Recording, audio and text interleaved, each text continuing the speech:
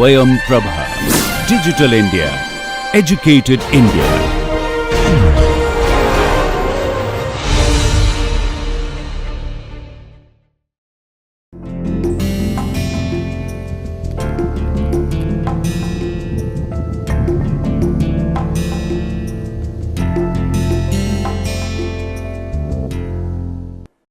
Hello and welcome to the course on basic electrical circuits. My name is Ankush Sharma. I am working with the Department of Electrical Engineering at IIT Kanpur. In addition to the academic experience which I have got in IITs, I also have experience in IT industry for around 18 years. So, today we will discuss about some core concept of the basic electrical circuit. I will try to understand why this subject is required. So, before going into the detail, first question you may be asking that why you want to study this particular subject.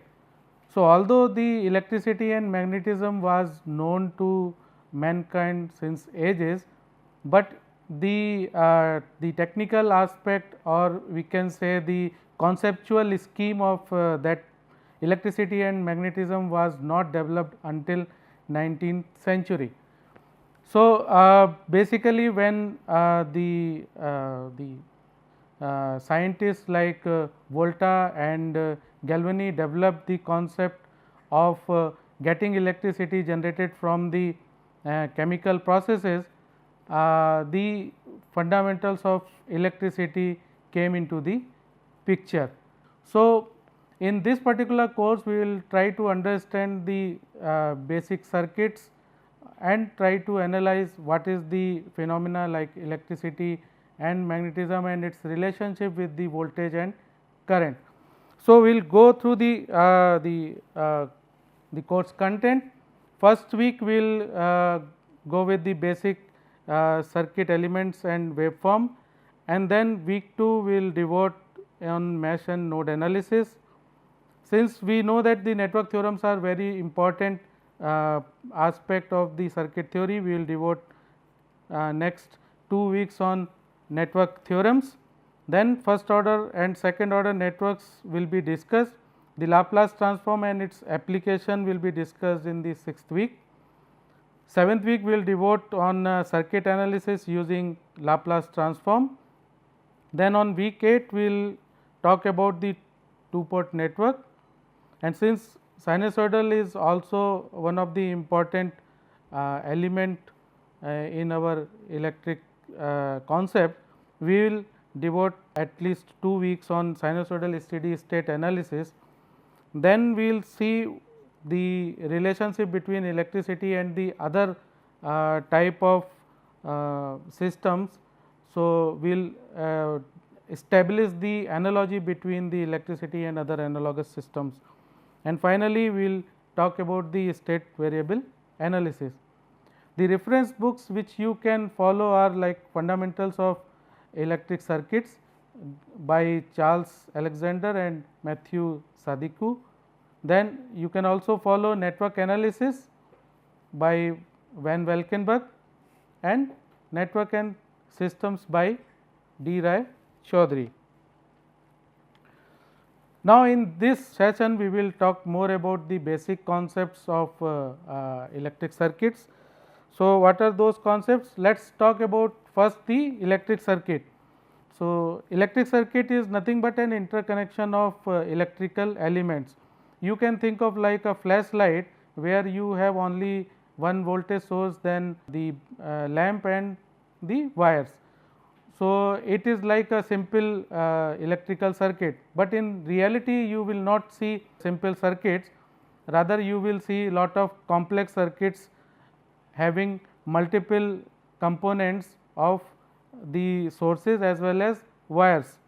So, what we will study in this course, we will try to analyze the circuit by studying the behavior of the circuit. Why we want to study the behavior? Because we want to understand how does it respond to a given input. So, you can see that when you give input to a particular network, it will respond in based on the input which we have provided. So, we have to somehow try to stabilize the relationship between input and response, and then we will see how the various elements in the circuit will interact. Now, let us talk about the charge. What is charge? Charge is an electrical property of atomic particle of which matter consists. So, if you see anything around you, you will see it is composed of molecules, and then molecules are composed of atoms. Inside the atom you will see electron, proton and neutrons. So, basically each atom will consist of three major elements, that are electron, proton and neutrons. So, electric charge is most basic quantity of circuit required to explain all electrical phenomena. You know that the electron is negative charge particle, while the proton is positive charge particle. So, the electron will have a charge equal to 1.602 into 10 to the power 19 coulomb, because electric charge is measured in the parameter called coulomb. Now, proton is on the other hand positively charged, and it will have the same magnitude as of electron, but that is plus sign with 1.602 into 10 to the power 19.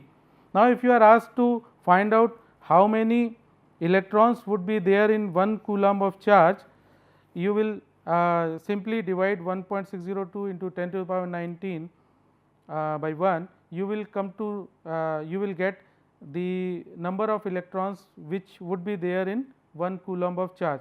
So, the output would be 6.24 into 10 to the power 18 electrons.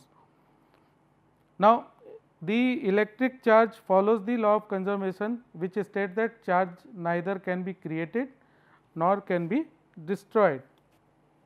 Now, let us talk about the electric current, because electric current is derived from the charge which are flowing in a particular element. Here battery will act as a source of electromotive force, that is simply called as EMF. Now, when you are connecting a conducting wire to a battery, it will cause electron to move in one particular direction. This motion of charge creates the phenomena called electric current. Although current in a metallic conductor is due to flow of electrons, but conventionally it is taken as current at net flow of positive charge.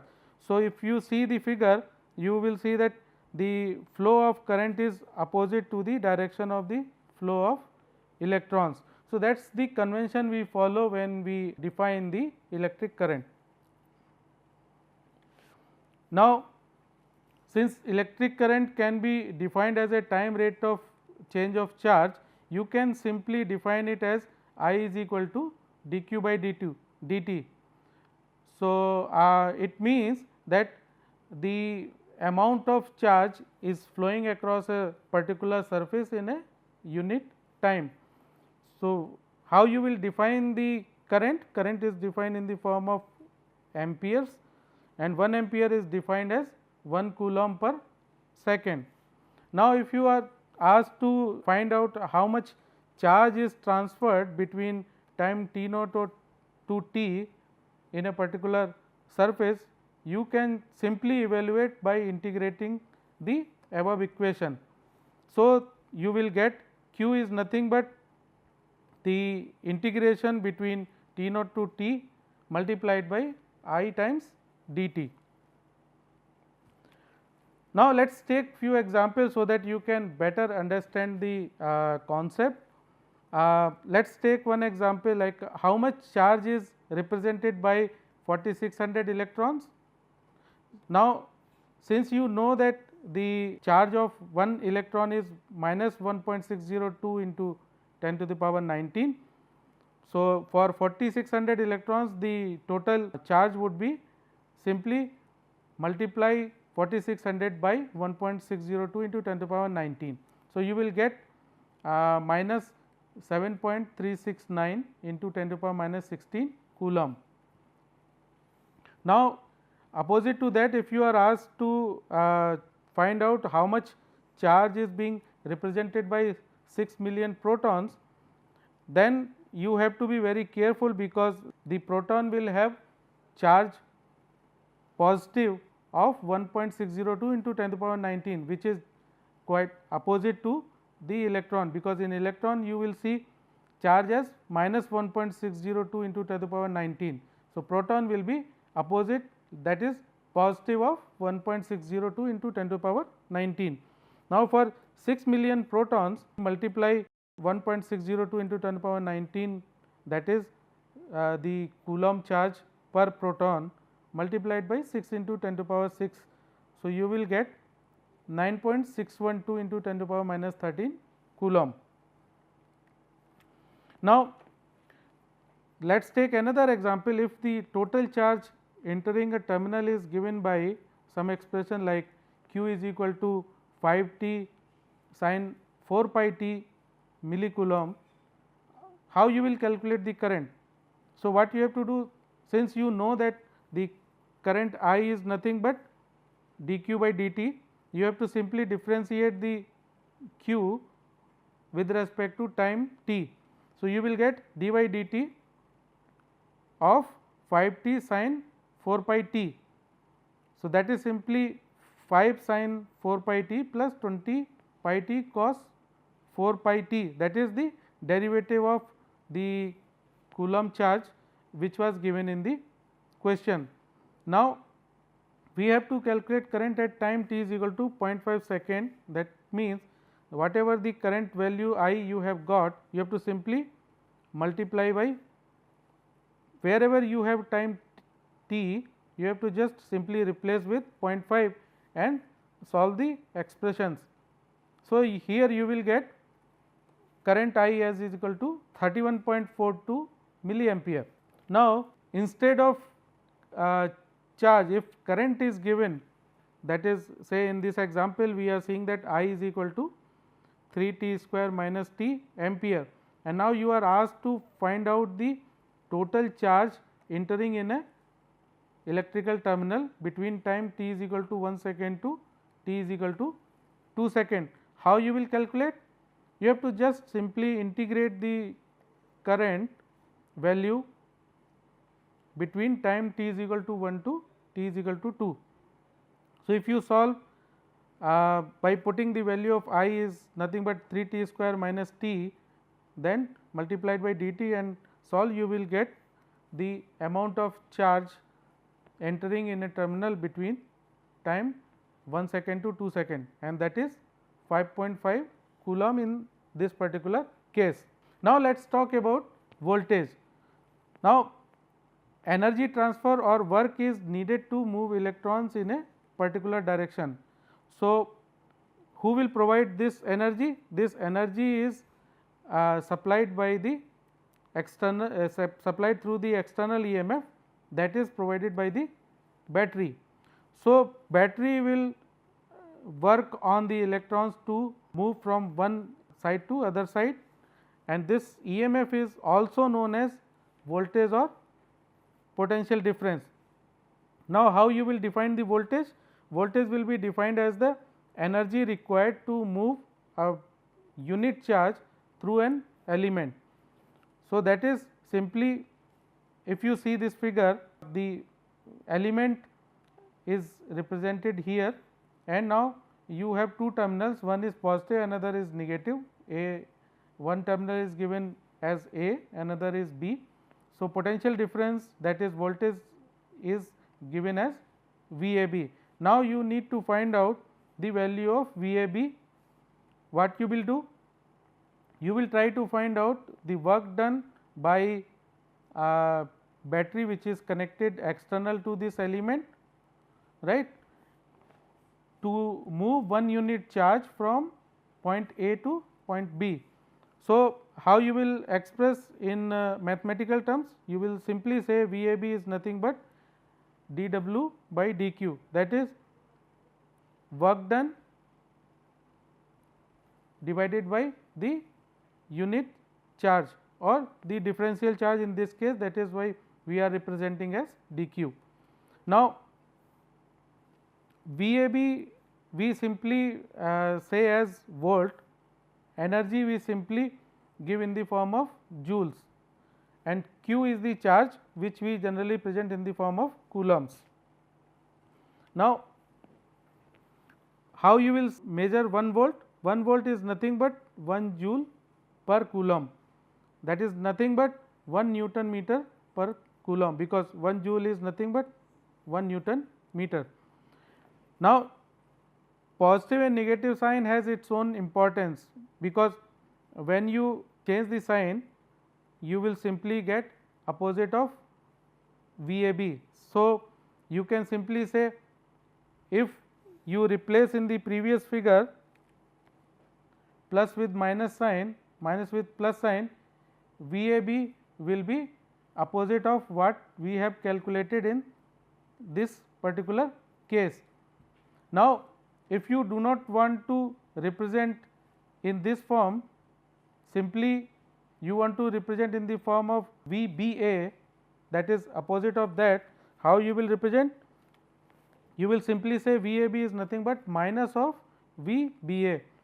So, basically you are as interchanging the terminals of the element, and you eventually get the negative of what we have shown in the previous figure. So, in the circuit theory we generally represent the answers in the form of voltage and current until unless it is specified, because these are the two basic elements in our electric circuit. Now, it is not that we always go with voltage and current as an output, we sometimes need power and energy also as an output. So, what we have to do for practical purpose, we need to know how much power an electric device can handle, because when you pay your electricity bill, you pay electricity bill in the form of how many units you have consumed. Units means the 1 unit is in the form of 1 kilowatt hour. 1 kilowatt means the power multiplied by the duration for which you consume the electricity. So, it means that you need sometimes the power calculation to find out how much power you have consumed at that particular instant, and then when you will multiply it with the time duration, you will come to know how much energy you have consumed. So, that is why for our day to day electricity bill calculation, you need calculation of power as well as energy. So, the power and energy is also important portion for our circuit analysis. Now, let us try to find out how to calculate the power and energy, because these are derived from voltage and current. So, how we will calculate? Power is nothing but time rate of expending or absorbing the energy. So, in mathematical terms we can represent it like P is equal to dW by dt, that is rate of change of energy. Power is measured in watts and W, that is the energy, is measured in joules. Now, if you want to find out the value of power P in the form of two basic quantities which we discussed previously, that is voltage and current, how you will find out the value of power P? You just see the expression P is nothing but dW by dt. Now, if you express dW by dt as dW by dq and dq by dt, you will simply get the expression for power P in the form of voltage and current. How? dW by dq is nothing but the voltage which we discussed in the previous class, previous slides, and I is nothing but rate of change of charge passing through a particular element. So, with this you can simply calculate the value of P as a multiplication of voltage and current. So, by this you can find out how much power is being absorbed or supplied by an element, because it is a product of voltage across the element and current passing through that particular element. But you have to keep in mind that this power P is a time varying quantity and is called a instantaneous power. So, when we will discuss in detail the sinusoidal waveforms, we will try to stabilize the difference between instantaneous power and average power, because that is also the important concept which is more important for AC currents rather than DC currents, because in DC currents you can simply say that power P is nothing but a product of voltage and current, but in AC it does not, for at least for average power it does not follow like this. Instantaneous power, it will be definitely a product of instantaneous voltage and instantaneous current. Now, the power has positive sign, it means that power is being delivered to or absorbed by the element. So, now look at this particular figure. If the current is flowing inside the element, then the inside the element through the positive terminal, you will say that power is being absorbed by that particular element. But if the current is coming out of the positive element, the power is being supplied by that element. That is why the negative sign is coming in this expression. Now, suppose if we say that the current is coming from this side, it means that if current is flowing like this, it will come via this. So, what will happen if you alternatively if you say that if current is coming out from the negative terminal, then also the power term will be positive. It means that power is being consumed by the element. While in the case of other figure, if current is going inside the terminal, that is negative terminal, you will again get the power as negative. It means that the power is being supplied by the element. So, if you see the equivalent diagram of a battery, you will generally say that the battery supplies current through its positive terminal and comes via negative terminal. So, if you just connect the resistance, you will come to know that the current is flowing in this direction.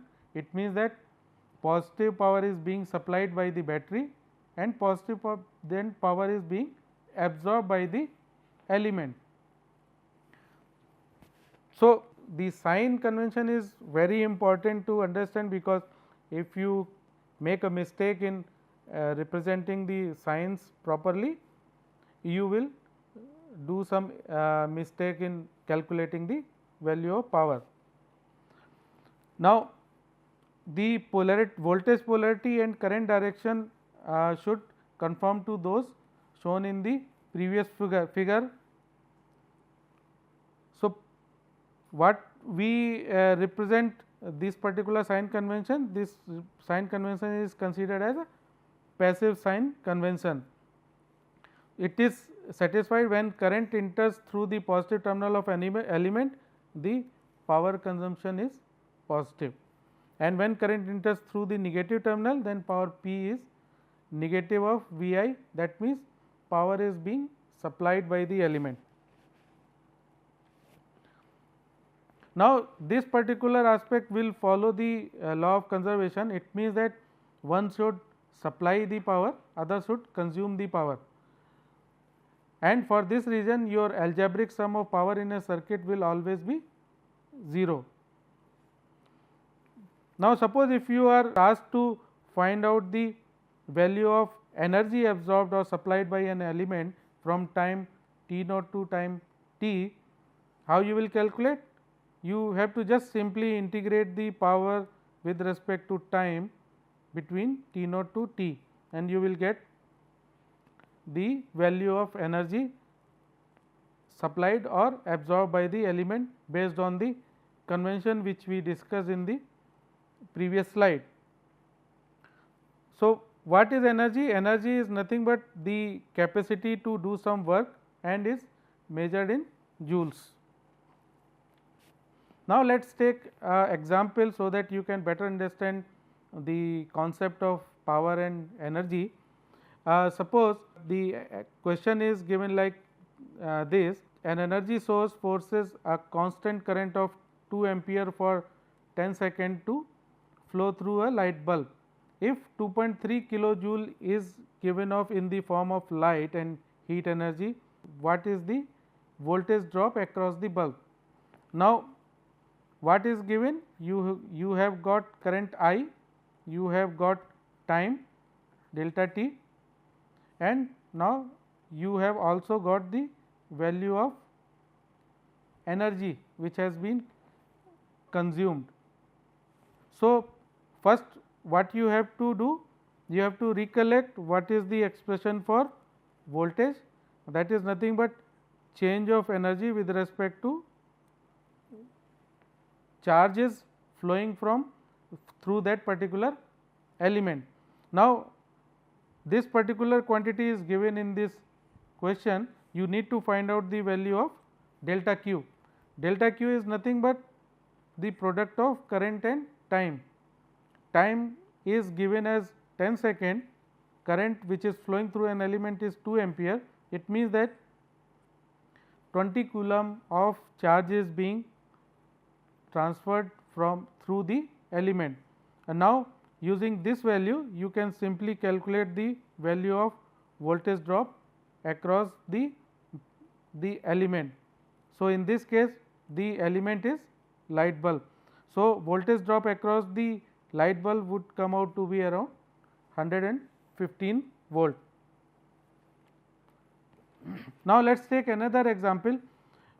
If you are asked to find the power delivered to an element at time t is equal to 3 millisecond, if the current entering its positive element is I is equal to 5 cos 60 pi t ampere and the voltage V is 3 I.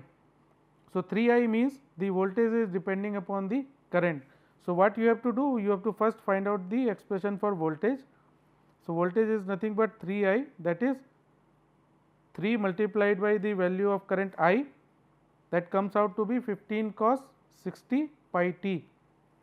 Now, you need to find out the value of power P, that is V into I. So, that comes out to be 75 cos square 60 pi t, because V you have got, current you can see from here, if you multiply you will get 75 cos square 60 pi t watt. Now, you need to find out the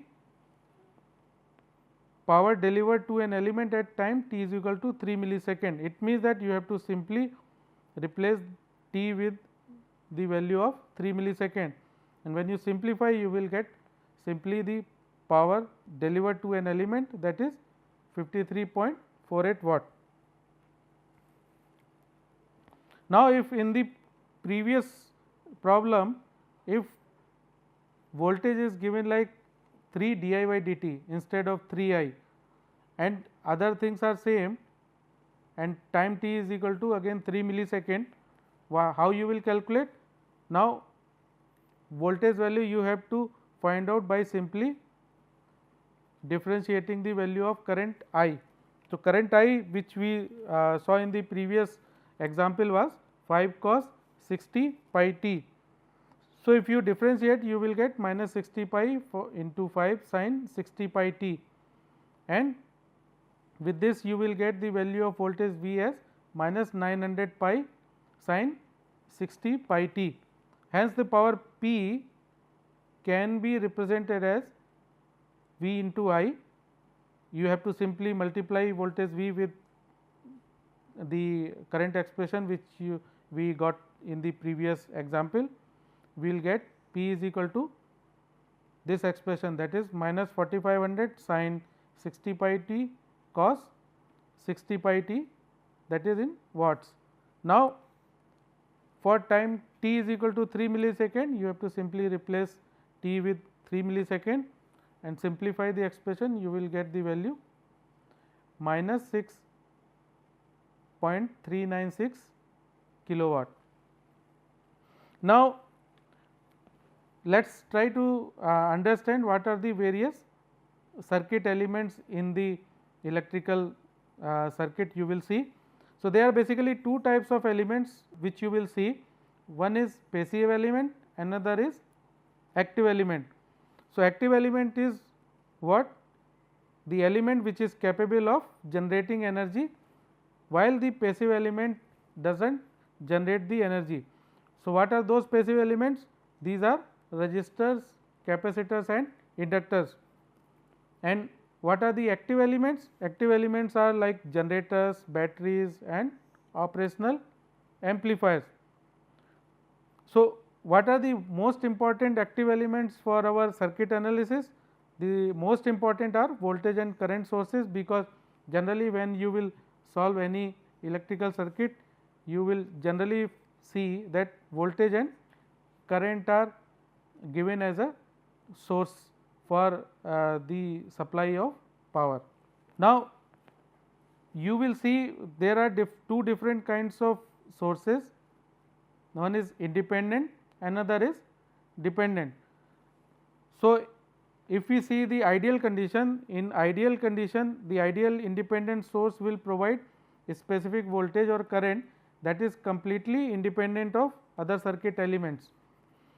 In this case, the ideal independent voltage source delivers to circuit the whatever current is necessary to maintain its terminal voltage, because in case of ideal voltage source, your terminal voltage will always remain constant and it will supply power which is necessary to satisfy the power balance equation in the circuit. Now, physical sources such as battery may be regarded as approximation to the ideal voltage sources, although those are not ideal voltage sources, because battery has its own losses. So, because of that, when you keep on supplying power from the battery, after some time the terminal voltage will go down. But for a practical purpose, we can consider battery as an ideal voltage source. So, ideal dependent source, if you are talking about, it means that the source quantity is controlled by another voltage or current. It means that when you see the particular source, that is dependent voltage source or dependent current source, its value is derived from the output of any other element. That may be like if the circuit element has a resistance, the voltage drop across resistance will derive the value of voltage source. So, how you will see those sources in the circuit? There are certain symbols specified for those sources. Say in case of independent sources, you will see this is the general convention followed for ideal voltage source, that is DC voltage source. Ideal current source is represented by this symbol.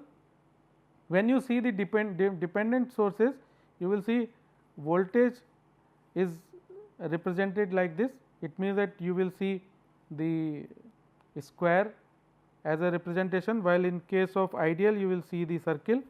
Similarly, in case of current, you will see square as a dependent current source, and in case of ideal current source it will be circle. So, with this you can differentiate whether in the circuit there is a independent voltage or current source or a dependent voltage and current source. So, I think with this we can conclude the today's session. In next session we will discuss more about the other elements. Thank you.